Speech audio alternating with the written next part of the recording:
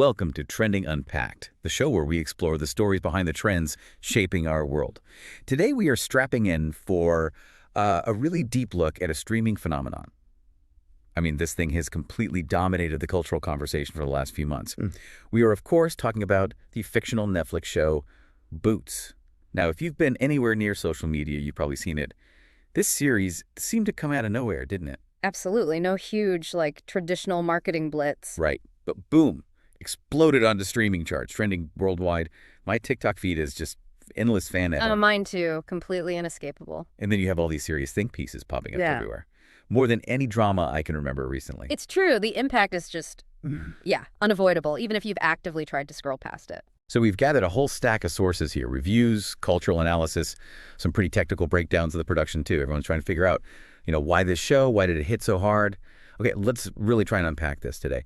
Is Boots primarily like a fashion-fueled satire, all about runway excess and high-stakes commerce? Or is it something deeper, a dense psychological drama maybe, about the cost of ambition? Or perhaps, and this is really the core mission of our analysis today, I think, is it a remarkably effective cultural mirror? Is it reflecting exactly how we define identity right now in this age of constant online performance? I think that last point is absolutely crucial. It's probably the main reason the show resonates so deeply, especially you see with younger audiences. It feels like it's designed specifically not to fit into a neat box. It defies easy categorization. It's not just a story with a beginning, middle, and end. It really does feel like a cultural Rorschach test. A Rorschach test? How so? Well, what you project onto it, right? The themes and anxieties you personally find most compelling. Often, that tells us far more about your own relationship with technology, with image, than it does about the actual plot mechanics. Interesting. So it reflects the viewer back at themselves. Exactly. It's a kind of intellectual trap, really, and everyone seems to be walking right into it, which is fascinating to watch. Okay, so to set the scene a bit, the core identity of Boots. It's this really audacious, high-concept blend of genres. Right. On the surface, it looks like a contemporary drama, but almost immediately it's infused with these really powerful strains of sharp social satire and some pretty profound psychological commentary, too. And it all revolves around fashion. Critically, yes. Everything orbits the specific high-pressure world, the world of, let's call it, identity creation within the fashion industry. And the narrative frame they built? Yeah. Wow. It feels like a pressure cooker. Intentionally dystopian, maybe? I think so. The story follows this young designer, fiercely ambitious, you know the type, and she's navigating this hyper-competitive, totally ruthless fashion world. Okay. And we're quickly immersed in the rules of this fictional society. What makes this world unique, and honestly often terrifying, is this central, codified rule. Talent is secondary. Secondary to what? To technology and curated image. They explicitly define a designer's worth. Success is purely based on performance metrics, audience engagement, algorithmic scores. Things like that. Wow. So it's not enough to just be good at designing clothes. Not even, you have to be viral. You have to maintain this flawless projection of self constantly. Okay, that immediately establishes the psychological stakes, doesn't it? It turns what could be a typical professional drama into, well, a high-stakes survival story. Precisely. Where failure means immediate total erasure from cultural relevance, it's brutal. That framing is essential then. Yeah. Because it speaks directly to what some people are calling Gen Z ambition. Exactly. This isn't, say, the millennial struggle for work-life balance or maybe the Gen X fight against corporate conformity. It's different. How so? Gen Z ambition, at least as Boots portrays it, is about this desperate need for accelerated, instant, visible validation through platform success. Right, through likes and shares and views. Yeah. It's about leveraging technology to bypass the traditional gatekeepers, the editors, the buyers. But in doing that, you end up submitting entirely to the brutal, non-human judgment of the algorithm. That's a chilling thought. It is. And we should probably mention the creator's context here, too. Boots was written and directed by an up-and-coming indie director, someone who previously specialized in short-form, highly visual art films. So that background, it lends the series a certain artistic seriousness, maybe a refusal to compromise. Right. It wasn't designed to be just another generic streaming show. Definitely not. It was explicitly pitched, apparently, as a stylish reflection of Gen Z ambition. That pitch itself tells you something. What does it signal to you? It signals that the style, the visuals, the sound, the clothes, it's not just window dressing. It has to be seen as inseparable from the substance, from the message. And that attention to style is absolutely what hooks people initially, isn't it? It keeps the discussion going. The aesthetic and tone are just so incredibly distinct, almost unsettlingly beautiful. Unsettling is a good word for it. We're talking about highly stylized cinematography. Our sources mention things like extreme color grading, specific camera techniques. Yeah, like maybe high-speed camera work suddenly contrasting with these very slow, almost meditative close-ups. It creates a visual rhythm. A rhythm that feels lush, often slightly surreal, intensely dreamlike. It really does feel like you're watching a fashion commercial that's somehow spiraled into a nightmare. That's a great way to put it. And then there's the dialogue, which is notoriously cryptic. Oh, yeah. It absolutely invites analysis. People are rewinding scenes constantly, trying to figure out, was that line profound philosophical commentary, or was it just meaningless, self-important babble? Right. Is it deep or just confusing? And that calculated obscurity, I think it's intentional. It ensures you can't just passively consume the show. You have to actively interpret it. You have to engage. Which leads us to the sound, the auditory element, which many sources are calling the unsung hero of the series. Absolutely. The soundtrack is just as much a character as the protagonists are. It features modern R&B, alternative pop artists. But it's not just background noise, is it? No, not at all. The sound mixing often foregrounds specific sounds that aren't part of the scene's reality, like non-diegetic sounds. Right, like a low electronic thrum or an unsettling reverb, maybe. All very carefully curated to enhance that sense of heightened, almost unnerving reality. Yeah. The music especially creates this mood, this feeling of impending collapse just beneath that shiny, glamorous veneer. So you get these sleek visuals paired with emotionally raw, sometimes dissonant musical tracks. Exactly, suggesting that no matter how perfect the external image looks, the internal psychological infrastructure is just rapidly falling apart. So we land on this fundamental paradox, then. That's what's driving all the online discussion. Yeah. Audiences are simultaneously utterly fascinated by the beautiful, sleek package. Right. And profoundly confused by the ambiguous, often opaque content. Right. It manages to be complex, kind of highbrow, and yet incredibly addictive all at the same time. The confusion really stems from that precise blending you mentioned. High-stakes fashion critique, where the industry is shown as hyper-capitalist, totally soul-crushing, mixed with this deep, ambiguous psychological struggle the protagonist is going through. The show just refuses to simplify things. It avoids easy genre definitions. Completely. It forces you, the viewer, to constantly ask yourself, okay, am I watching a biting social horror story about technology? Or am I just watching a very slick, highly dramatic soap opera about designer clothes? And I do wonder sometimes that intentional ambiguity, which all our sources cite as a driving force, could it sometimes be a narrative shortcut? How do you mean? Well, when a show is too vague, sometimes it can feel less like artistic depth and more like, well, maybe just fuzzy writing. Does that criticism come up? Oh, absolutely. That is precisely the critical divide, and it's a completely fair question to ask. The showrunners have been clever, though. Oh, so? By making the central struggle one of identity performance, right? They can kind of hide behind the idea that the protagonist isn't supposed to know who they really are, so the audience can't fully know either. Okay. Plausible deniability built in. Sort of. The argument that it's just pretentious obscurity is strong, especially from more traditional critics. But I would argue the sheer density of the visual symbolism, the consistency of the thematic messaging, it suggests they know exactly what emotional and intellectual buttons they're pushing. So it's calculated ambiguity. I think so. It feels like media built specifically to generate discussion, regardless of whether that discussion is ultimately praise or just sheer frustration. And that tension is definitely what keeps everyone watching. And more importantly, keeps everyone talking about it. They don't offer clean answers. No. They just throw you into this world where the external presentation, the image, the aesthetic seems to have completely replaced any need for, internal integrity. Okay, so if the first section laid out the sort of foundation, the structure of the show, here's where it gets really interesting, I think.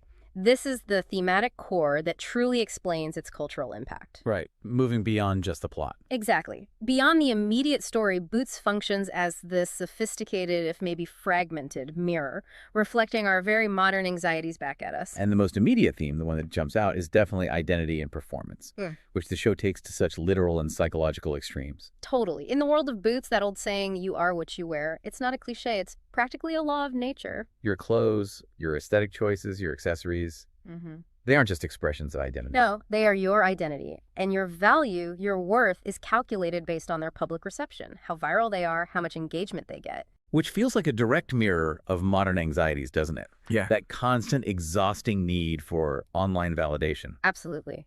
We live in a world where we spend so much time carefully curating this flawless performance of identity on Instagram, on TikTok, even on professional sites like LinkedIn. Boots just takes that universal pressure cooker and cranks the heat up to an unbearable level. Right. And it shows you the devastating psychological cost when that performance fails. Or maybe even scarier, when the line between the curated self and the true vulnerable self just vanishes entirely.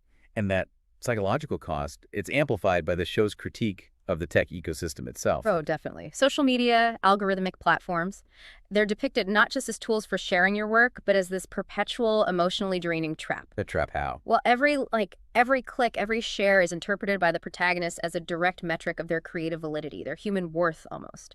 It speaks to that widespread fear, I think, that if you cease to perform online, you effectively cease to exist.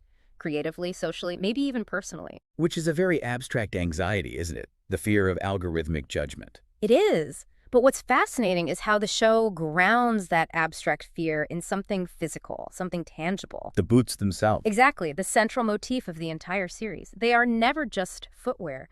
They are loaded with symbolism. Representing what? Control? Confidence? All of that. And crucially, rebellion, too, at times.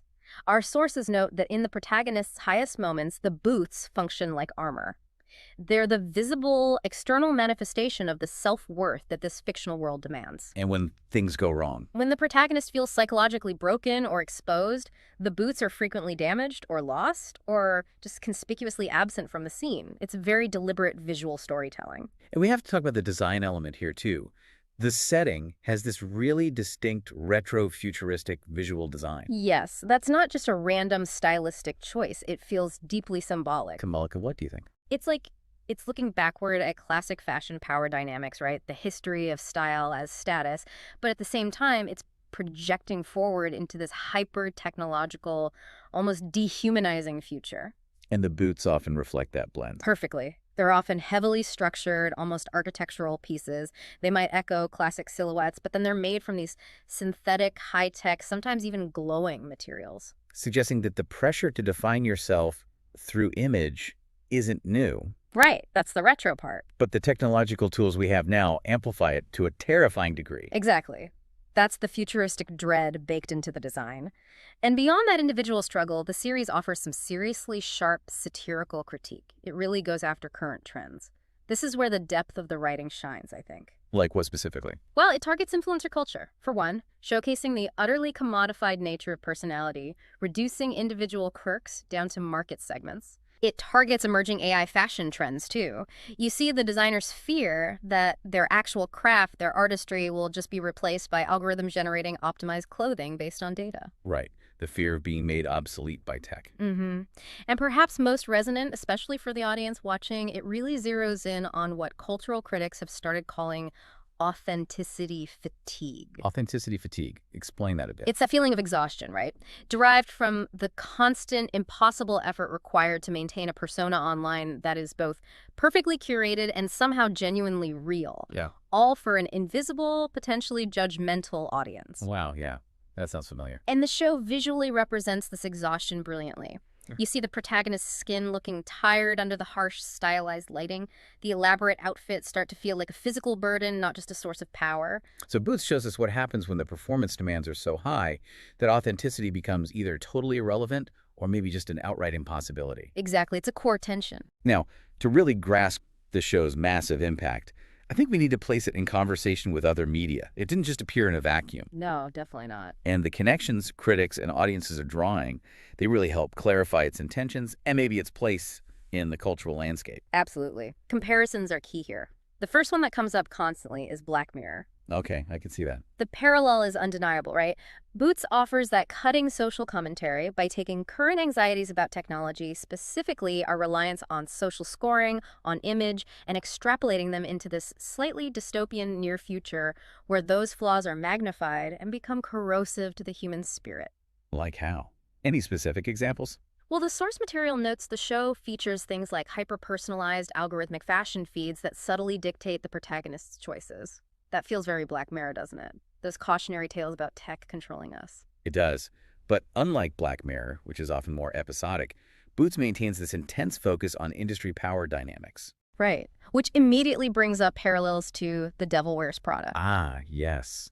The ruthless ambition. That exploration of brutal, career-defining ambition, sacrificing your personal life, maybe even your soul, for professional achievement. That's definitely a spiritual ancestor. But here's the twist. That's the twist. In Boots, the boss isn't just a powerful editor like Miranda Priestley. The boss is the entire digitally networked world. The algorithm. The audience. Wow, okay. That's a big difference. Huge. Now, moving away from professional critique and more towards aesthetics, the connection people make to Euphoria is also really strong. The visual style. Exactly. Boots shares that highly vivid visual style, that cinematic commitment to stylized lighting, excessive costume design, and just a general heightened emotional tone that often borders on the melodramatic. That visual saturation really appeals to a younger audience, doesn't it? An audience accustomed to high production values. Absolutely. They expect, even demand, that kind of intense emotionality and visual flair in their media now. And finally, there's the psychological component, which brings in comparisons to Mr. Robot. Yes. This is where the narrative often gets intentionally fragmented, sometimes difficult to follow. The protagonist's psychological struggle, that deep identity fragmentation, the blurring of reality and perception. It feels very similar to Elliot Alderson's journey. It really does. All of that aligns with the deep internal battles we saw so expertly detailed in Mr. Robot. The questions Boots keeps asking, like, who am I when no one is watching? Or maybe even more frighteningly, am I anyone if no one is watching? Precisely. Those questions are at the very core of that comparison. So when you kind of synthesize all those influences, part Black Mirror's tech paranoia, part Prada's ruthless ambition, part Euphoria's visual intensity, and part Mr. Robot's identity crisis, you realize the show isn't just one thing. It's a calculated blend. Exactly. A calculated synthesis designed to engage you on multiple levels, visually, emotionally, intellectually, and satirically, all at once. It provides enough psychological density for the viewer who wants a puzzle to solve. Enough high-fashion drama for the more casual viewer. Right. And enough visual flair to satisfy the TikTok clip editors who are fueling the buzz. Perfectly put. It's media built for the modern consumption ecosystem, where depth and shareability absolutely have to coexist. And that ecosystem is just so crucial to its success, isn't it? Boots didn't just, quietly debut on Netflix. It became a genuine streaming era event driven almost entirely by audience engagement. The data backs that up completely. Yeah, we see the data points confirming it, consistently holding a top spot on Netflix trending charts globally. And the engagement across Twitter X, across Reddit, it was just staggering. It's not just passive watching, it's an active demand for community interpretation. You have to talk about it. The show feels fundamentally optimized for discussion, actually. Its cryptic nature means you almost have to go online afterwards to try and figure out what you just watched. Or just to see if someone else cracked the code of that final scene, maybe. Exactly. And that necessity, that need for external validation or explanation, it just accelerates the viral loop exponentially. Which brings us to TikTok and Instagram. The primary amplifiers. This is the show's virality engine right here. The hashtag Boots Netflix is everywhere. But it's not just people saying, I liked it or I didn't like it. No, it's much deeper. It's this highly focused dissection culture. Yeah. Clips, often just 15, 30 seconds long, are constantly being pulled, isolated, slowed down, zoomed in on. Analyzed by influencers who specialize in finding hidden symbolism, it's become its own genre almost. They treat every single element, every camera angle, every cryptic line of dialogue, every single costume choice, as if it's a piece of a larger puzzle, like a secret code left by the creators just waiting to be cracked. And this obsessive searching for meaning, even if, maybe the meaning wasn't intentionally put there by the writers. Right, maybe it's just a cool shot. Maybe. But that search fuels continuous discussion. It generates seemingly endless fan theories. And crucially, it ensures the show remains in the algorithm's good graces long after the new episodes actually drop. It's like the ultimate form of audience co-creation in a way. It really is. And that intense scrutiny makes total sense when you consider what audiences seem most drawn to. What are the elements getting clipped and shared? Well, the sources suggest a really strong specific draw to three things, mostly visual and psychological. Okay. First, the lead actor's performance, which is widely lauded for anchoring the sheer psychological intensity, the vulnerability of the character. Makes sense. You need that human core. Second, the unique, often pretty outlandish costume design, which is just essential to the show's world building and all the symbolism we talked about. Highly visual, highly shareable. And third, That specific curated soundtrack we discussed earlier, it provides the perfect emotional current for all those moody fan edits. Right, so those are all elements perfectly suited for short-form video clips, things that grab you instantly. But the buzz isn't universally positive, is it? And that polarization, you mentioned this earlier, it seems essential to its lasting discussability. Absolutely essential. You brought up the criticism about ambiguity possibly just being obscurity. The critical divide here feels almost intentional. Like the creators wanted people to argue about it. It seems that way. The show forces a really strong, almost binary reaction. You have some very high-profile critics dismissing it outright, calling it entirely pretentious. What's their main argument? That it's masking a lack of genuine substance with overly high style and deliberate obscurity. That it's trying too hard to be profound, mistaking vague dialogue for philosophical depth. They're essentially asking, is the show actually saying anything new, or is it just saying the same old things but in really expensive clothes? Okay, that's one side. Then, conversely, you have an equally vocal contingent of cultural commentators hailing it as the most relevant show of the year. Praising its critique of contemporary culture. Exactly.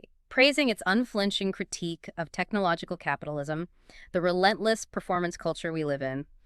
And this fundamental disagreement, is it brilliant or is it bunk?